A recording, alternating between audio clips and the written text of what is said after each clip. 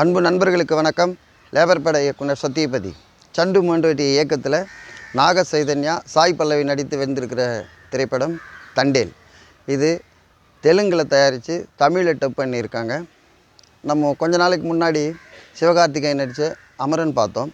அதுவும் ஒரு தேசப்பற்றுள்ள இராணுவ வீரரின் தேசிய சிந்தனையுள்ள கதை. அதே மாதிரி தான் இதுவும் நாட்டுப்பற்றுள்ள ஒரு மீனவனின் தேசிய சிந்தனைக்கு கையாளப்பட்டிருக்கிற கதை. இந்த கதை ரொம்ப எக்ஸ்ட்ராடினரியான லவ்வில் ஆரம்பித்து கரெக்டாக நீங்கள் நாட்டுப்பற்றில் முடிஞ்சு மறுபடியும் லவ்வுக்கே கிளியராக பண்ணியிருப்பாங்க. மிக வித்தியாசமான திரைக்கதை, லொக்கேஷன், அதை விட இந்த கதையும் கதைக்களமும் கதை சார்ந்த காட்சி அமைப்புகளும் வசன உச்சரிப்புகளும் ரொம்ப தெளிவாக எழுதியிருக்காங்க.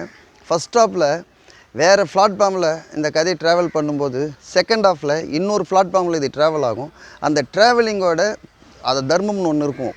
அந்த தர்மத்தை புரிந்து கரெக்டாக திரைக்கதையை மெச்சூரிட்டியாக பண்ணியிருக்காங்க. ஏன்னா இந்த படத்தோட கதையும் சீனையும் ஷார்ட்ஸையும் நம்ம சுவாரஸ்யமாக சொல்லணும்னு ரொம்ப ஆசை. பட் இருந்தாலும் நீங்கள் படம் பார்க்கும்போது அது உங்களுக்கு ஒரு டிஸ்டர்பாக இருக்கும். பட் இருந்தால் கூட ஒரு சின்ன நம்ம சொல்லித்தானே ஆகணும்.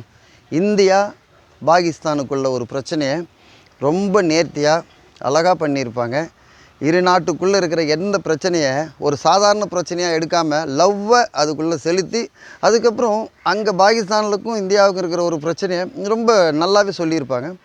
பாகிஸ்தானில் நடக்கிற அந்த சிறைசாலையில் நடக்கிற சம்பவங்களும் சரி, இந்தியாவில் நடக்கிற அந்த கடற்கரையோரத்தில் இருக்கிற காதல் சீக்வன்ஸும் சரி, அதெல்லாம் சாய் பல்லவி போர்ஷன் அமரனுக்கு ஈக்குவலாக இதில் ரொம்ப நல்லாவே பண்ணியிருப்பாங்க.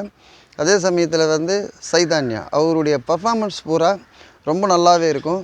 நட்பு, காதல், ஃபேமிலி, இதுக்கு எல்லாத்துக்கும் முன்னாடி நாட்டுப்பற்று, இது எல்லாமே எக்ஸ்ட்ராடினரியாக இருக்கும். இயக்குனருடைய புத்திசாலித்தனம், கிளைமேக்ஸில் ரொம்ப அழகான ஒரு ட்விஸ்ட்டு. இந்த மாதிரியான ட்விஸ்ட்டு யாருமே வச்சுருக்க மாட்டாங்க.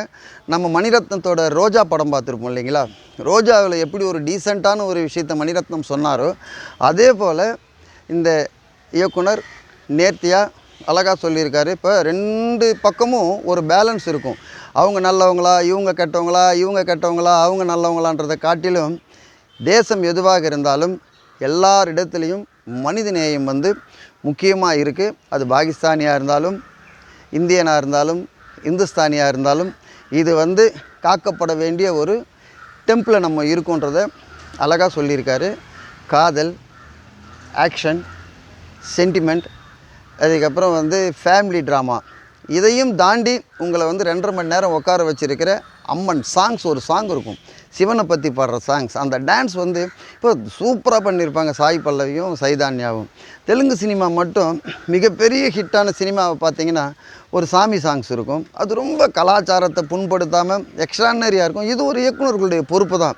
இந்த மாதிரி சில சம்பவங்களை சொல்லி தான் இன்னொரு நல்ல விஷயங்களை சொல்லும்போது இதுக்கு அந்த கிளைமேக்ஸ் வரைக்கும் அது ஈடு கொடுத்துருக்கும். அந்த மாதிரி பார்க்கும்போது இந்த படம் எக்ஸ்ட்ராடினரியாக இருக்கும். ஒரு சின்ன பையனை தேசிய கொடியை கொடுத்து பாகிஸ்தான் சிறையில் ஏற்ற சொல்லியிருப்பார் இயக்குனர். அந்த இடம் தேட்டரில் கிளாப்ஸ். உண்மையாலுமே அமரன் படம் பார்த்தவங்க எல்லாருமே இந்த படத்தை போயிட்டு ஃபேமிலியோடு பாருங்கள். ரொம்ப நல்லாயிருக்கும். இந்த வருஷத்தில் மாற்றுமொழி படத்தில் சிறந்த நல்ல படம்னு சொன்னாக்கா தண்டேல். நன்றி, வணக்கம்.